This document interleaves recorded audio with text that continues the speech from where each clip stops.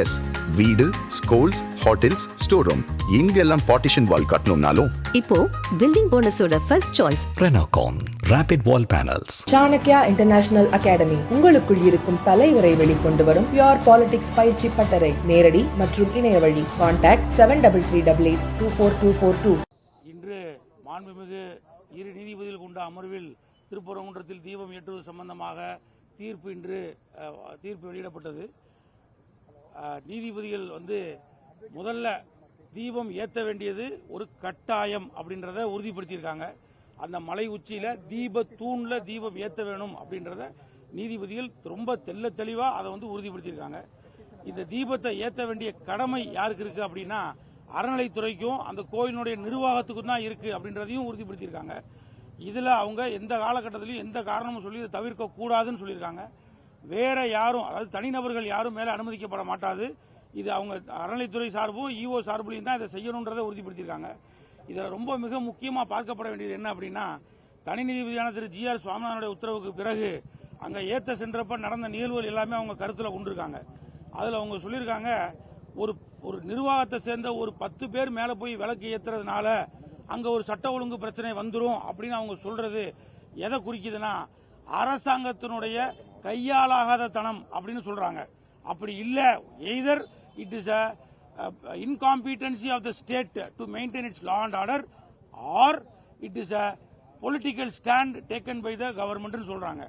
உங்களால உங்க சட்டம் இதை நீங்க செயல்படுத்த முடியாததுக்கான காரணம் ஒரு 5 பேரோ 10 பேரோ மேல போய் அந்த தீபத்தை ஏற்றி கார்த்திகை அன்னைக்கு மக்கள் வழிபடுறது உங்களால செய்ய முடியல, இதுல சட்ட ஒழுங்கு பிரச்சனை வரும்னு நீங்க சொல்றது. ஆனால் அப்ப இது முழுக்க உங்களுடைய law and order failure R உங்களுடைய பொலிட்டிக்கல் கெயினுக்காக நீங்க செய்யக்கூடிய மிஸ்சீஃப் அப்படின்னு சொல்லியிருக்காங்க.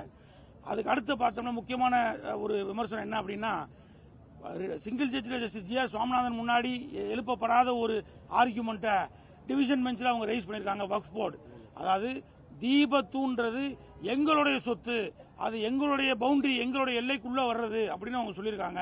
இது ஹைலி மிஸ்சிவஸ் ஸ்டாண்ட்.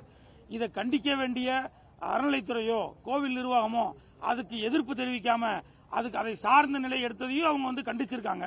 ஸோ இப்போதைக்கு இது முதல் கட்ட தீர்ப்பா நம்ம அவங்க கோர்ட்ல வாசிச்சதை வச்சு நம்ம புரிஞ்சிருக்கோம். தீர்ப்பினுடைய முழுமையான நகல் வெளியே வரவும் அதை படிச்சுட்டு அதை பத்தி நம்ம விரிவா பேசுறது சரியா இருக்கும். அதாவது கேள்வி இருக்கா? அந்த மொத்த மலையுமே ASI ப்ரொடெக்டட் அவங்க சொல்லியிருக்கனால ஆர்கியாலஜிக்கல் சர்வே ஆஃப் இந்தியா ஒரு முக்கியமான தரப்பினர்னு முடிவு கொண்டிருக்காங்க.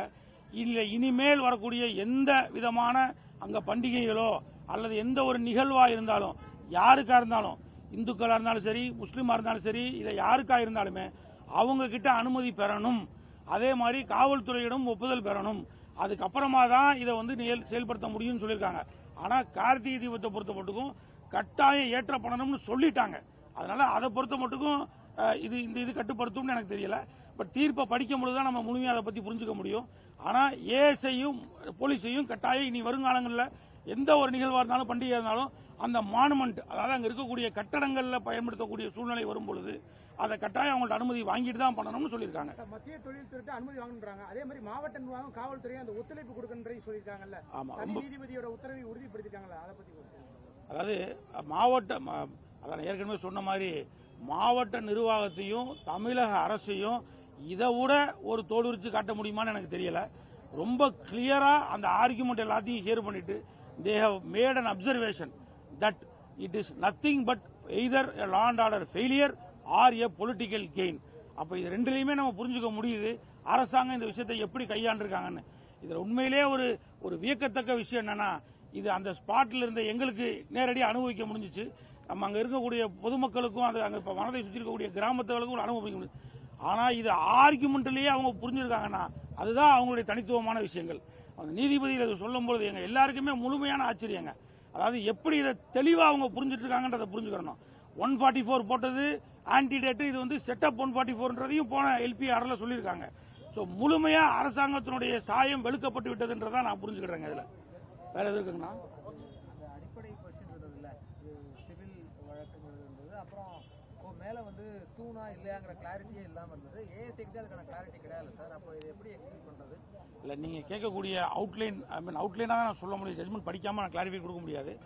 பட் அவங்க reading of the judgement by Jayachandran இது வந்து ஒரு அப்பலண்ட், இது வந்து ரிட் அப்பீல்.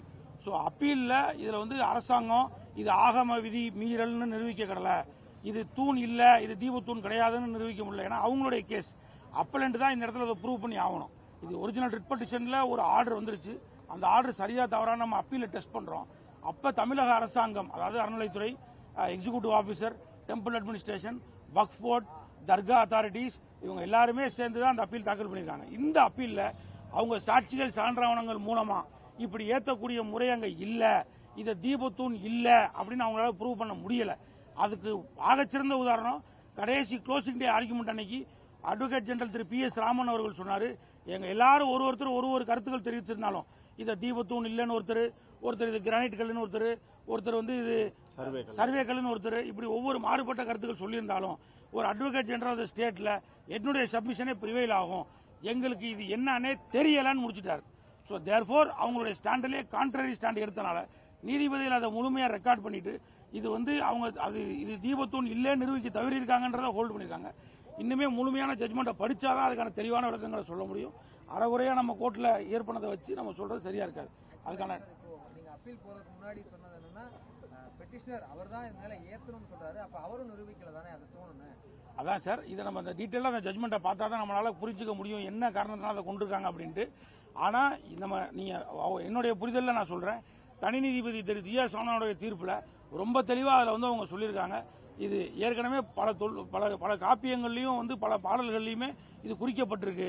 ரெண்டாவது, அறநிலைத்துறை சார்பா 1960 வெளியிட்ட 1998 வெளியிட்ட அவங்களுடைய நூல், அந்த அறநிலைத்துறையினுடைய எக்ஸிக்யூட்டிவ் ஆபீசர் சார்பா திருப்பரங்குன்றம் பத்தி ஒரு நூல் வெளியிட்டாங்க. அந்த நூல்லையே மேல தீபத்தூண் இருக்குன்றதை அவங்க சொல்லியிருக்காங்கன்றதை நம்ம எடுத்து சொல்லியிருக்கோம். அதெல்லாம் தீர்ப்புல குறிச்சிருப்பாங்கன்னு நான் புரிஞ்சுக்கிறேன். தீர்ப்பு முழுமையா வரவும் நம்ம அதை படிச்சு நன்றா சொல்லுவோம். இந்த விவகாரத்தில் தமிழக அரசுக்கு நீதிமன்றம் கொடுத்த உத்தரவை நீங்க எப்படி பாக்குறீங்க? தமிழக அரசோட செயல்பாடுக்கும் நீதிமன்றம் கொடுத்த உத்தரவை, அதாவது ரொம்ப ஒரு காமன் டேர்ம்ல சொல்லணும்னா, இது ஒரு அவங்களுடைய கான்சியஸை வந்து வேக் பண்ற மாதிரி, இன்னும் அவங்களுடைய நாடகம், இன்னும் அவங்களுடைய இந்த விஷமத்தனமான விஷயங்கள் இனி பலிக்காதுன்றதை அவங்க தெளிவா சொல்லியிருக்காங்கன்றதை நான் புரிஞ்சுக்கிறேன். அடுத்து என்ன பண்ணுவாங்க சார் அவங்க? நீங்க என்ன நினைக்கிறீங்க? இல்ல சார், அதாவது இப்ப இன்னைக்கே அந்த ஜட்மெண்ட் ப்ரொனவுன்ஸ் பண்ணி முடிச்ச பின்னாடி அடிஷனல் அட்வொகேட் ஜெனரல் ஒருத்தர் மென்ஷன் பண்ணி கந்தூரியில வந்து இந்த மாதிரி அவங்க மேல தனிப்பட்ட முறையில் ஒரு வழக்கு தாக்கல் பண்ணியிருக்காங்கன்னு, அந்த கந்தூரி வழக்குல 50 பேர் மட்டுமே மேல ஏறணும்னு தனி நீதிபதி சொல்லியிருக்கதாலையும் அதை அவசர வழக்கா விசாரிக்கணும்னு கேட்டாங்க. நீதிபதிகள் அதை அறவே மறுத்துட்டாங்க. அவங்களுக்கு எங்களுடைய தீர்ப்பை முதல்ல நீங்க படிங்க, அதுலயே நாங்க எல்லா சப்ஜெக்டையும் கவர் பண்ணி சொல்லியிருக்கோம். அதை படிச்சுட்டு ஒருவேளை அதுக்கப்புறம் உங்களுக்கு ஏதாவது சந்தேகங்களோ உங்களுக்கு ஏதாவது ஐயப்பாடுகள் இருந்தா நீங்க கட்டாயம் எங்கள்கிட்ட மென்ஷன் பண்ணுங்கன்னு சொல்லியிருக்காங்க. ஸோ அதை பொறுத்த மட்டுக்கும் நம்ம அரசாங்கம் இன்னும் முழுமையா அந்த இந்துக்கள் ஆதரவு அப்படின்ற ஒரு நிலைப்பாடை எடுப்பாங்க. ஆதரவுன்னு இல்லைங்க, சமநிலை கொள்ளணும். நீங்க இந்துக்களா இருந்தாலும் முஸ்லீமா இருந்தாலும் ஒரே பார்வையில பாருங்க. நீங்க உங்க ஓட்டுக்காக, உங்க எலெக்ஷனுக்காக, உங்க ஸ்ட்ராட்டஜிக்காக நீங்க இப்படி செய்யாதீங்க அப்படின்றது எங்களுடைய ஒரு தார்மீகமான கருத்து. அதை அரசாங்கம் உட்கொள்வாங்க நான் வந்து நம்புறேன். இனியாவது அரசாங்கம் எல்லாருக்குமான அரசாங்கமா இருக்கணும். சார், இப்ப கண்டெம்ப்ட் 9ஆம் தேதி தனி நீதிபதி இருக்குல்ல, அது இந்த வழக்கு தீர்ப்பு அதுல தான் இதாகும். அதாவதுங்க, இப்ப புரிஞ்சுட்டேன். இப்ப நீங்க ரிட் அப்பீல் வந்து அவருடைய இறுதி உத்தரவுக்கு மேல பிறப்பிக்கப்பட்ட அதுக்கு மேல ஃபைல் பண்ண அப்பீல், அந்த அப்பீலை பொறுத்த மட்டுக்கும் முழுமையா ஹியர் பண்ணி இன்னைக்கு ஆர்டர் சொல்லிட்டாங்க. நான் புரிஞ்சுக்கிறது என்னன்னா, அவருடைய தீர்ப்பை உறுதி செஞ்சுட்டாங்க, அவருடைய தீர்ப்பு உறுதி செய்யப்பட்டிருக்கு. ஆனா மேற்கொண்டும் டைரக்ஷன்ஸ் தர வேண்டிய சூழ்நிலை இருக்கிறதுனால அதை வந்து அவங்க அப்பீலை டிஸ்போஸ் பண்ணி ஃபர்தர் டைரக்ஷன்ஸ் கொடுத்திருக்காங்க. இப்ப கண்டெம்ப்ட்ன்றது அன்னைக்கு பிறப்பித்த தீர்ப்பு, அதாவது அந்த சிங்கிள் ஜட்ஜ் பிறப்பிச்ச 1ஆம் தேதி பிறப்பிச்ச உத்தரவுல அவங்க தீபாவளத்துல மேல போய் ஏத்தணும்னு சொல்லியிருந்தாங்க. அது ஏற்றப்படவில்லை. அதுக்காக அவர் மறு உத்தரவு 3ஆம் தேதி பிறப்பிச்சாரு. அந்த 3ஆம் தேதி பிறப்பிச்ச உத்தரவும் மதிக்கப்படல. சோ அதுக்கான கண்டெம்ப்ட் தான் இப்ப வந்து 9ஆம் தேதி வாய்தா வருதுங்க. இப்ப இந்த வழக்கு என்ன ஆயிருந்தாலும், ஒருவேளை டு தி எக்ஸ்ட்ரீம் எண்ட்ல இந்த எல்லா அப்பீல் அரசுக்கு சாதகமா அளவே செய்யப்பட்டிருந்தாலும் அந்த கண்டெம்ப்ட் கட்டாயம் நிலைக்கத்தக்கது. ஏன் அப்படின்னா, அந்த உத்தரவை அன்னைக்கு தேதிக்கு அவங்க மதிச்சாங்களா, ஒரு நீதிமன்ற உத்தரவை அவங்க செயல்படுத்தினாங்களா, அதுல சொல்லிருக்கக்கூடிய அந்த லெட்டர் அண்ட் ஸ்பிரிட்ல அதை ஒபே பண்ணாங்களான்றது அதுல முக்கியமான விஷயமா பார்க்கப்படுது. அது அவங்க செய்யலன்றது என்னுடைய தார்மீக கருத்து. அது அன்னைக்கு இப்ப இந்த ஆர்டர் வந்து தனி நீதிபதி எடுக்கக்கூடிய கண்டெம்ப்ட எந்த வகையிலையும் பாதிக்காது. முழுமையா அவங்களுடைய எதிர்த்தரப்பு, அதாவது கண்டெம்னர்ஸ்னுடைய தரப்பு வாதங்களை கேட்டுட்டு இது பனிஷ் செய்யப்படணுமா அல்ல என்ன மாதிரியான உத்தரவு பிறப்பிக்கப்பட வேண்டும் அப்படின்றத தனி நீதிபதி அவர்கள் 9ஆம் தேதி முடிவெடுப்பாருன்னு நாங்கள் நம்புறோம்.